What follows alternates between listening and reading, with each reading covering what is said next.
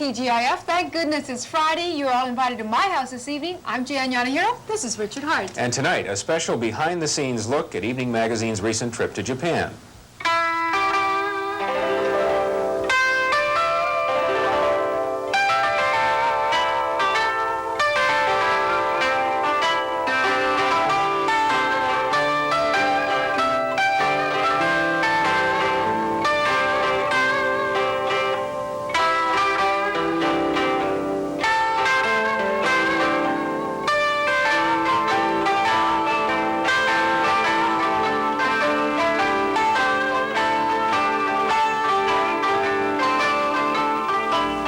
Richard and I and two camera crews took a trip to Japan. We had a fabulous time, taped some incredible stories, and this evening you're all invited to our post-Japan tour party and slideshow. Just as anyone who goes on a trip, we came back with slides, but we also have some great videotape we took and some other pictures I'm sure you're going to enjoy.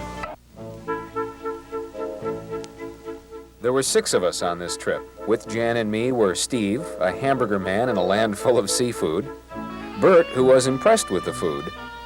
This is a $40 melon right here. It's 10,000 yen. This one thing. They put a little piece of paper around it, though. And their assistants, Paul and Bo. How long till we get to Tokyo? We're about 1,200 miles out, and it'll take about 2 hours and 15 minutes. It was an impossible schedule, and the cameras were rolling from the second we climbed aboard that Japan Airlines 747. Let's go look for Richard and Jan, see what they're doing. I know, they're probably hard at work since we have so much to do here before we get there. Wait a minute. They're asleep. Sleeping? We were thinking. Always thinking. It takes planning to move a ton of equipment through an unfamiliar country on a 6-day shooting schedule. Now, you might expect everything went off like clockwork. The van that was supposed to pick us up could not come in here to pick us up. He had to come in 3 blocks over that way. So and the Skycap got tired of waiting for him to come in here. So we have to carry all our stuff 3 blocks and pack it into a van about the size of a bread box.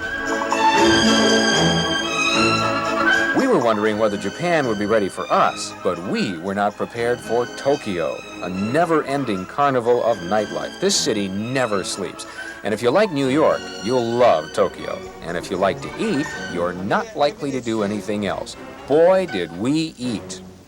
Love them little shrimp prawns. Shrimp prawns what I love to eat. Love to bite their little heads off, nibble on their little shrimp head feet. Most of Japan's food comes from an unbelievable sea. It's the largest indoor market in the world, the Tokyo Fish Market. And one of the crews visited the market with me after barely 3 hours of sleep. That's because the action here starts early, 3 o'clock every morning. If it lives in the water, you can buy it here. You might not be able to eat it, but you can buy it here. We worked for scale today.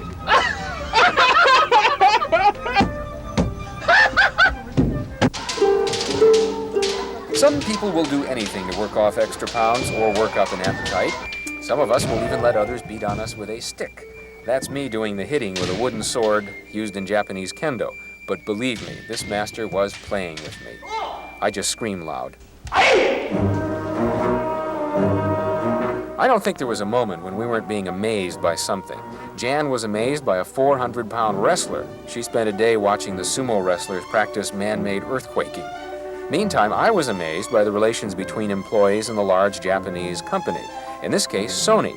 I was amazed by a satellite TV system they'd like to sell you for $500. The love of technology is everywhere in Japan, and you know what? It works. Take the bullet train. We did almost everywhere. See, the thing is, the bullet trains are always on time, and they stop for only 2 minutes in the station.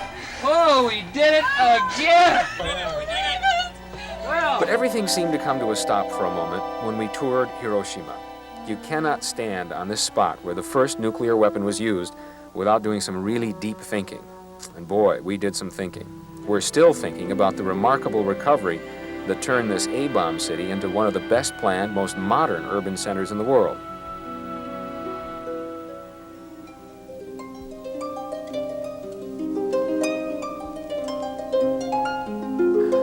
But everyone's favorite city was our next stop, Kyoto, the oldest city in Japan. Everything old and dear to the Japanese culture is here, including fine silk. And Jan found herself wearing a kimono worth thousands of dollars and fulfilling a dream. She was beautiful. This was old Japan. And the food was beautiful, too. In our old traditional Japanese inn, our host treated us to the most visually stunning, the most satisfying meal you can imagine. 10 different courses, 50 or more varieties of delectable edibles. I couldn't count them all. This meal went on for hours, and we'll all remember it for years.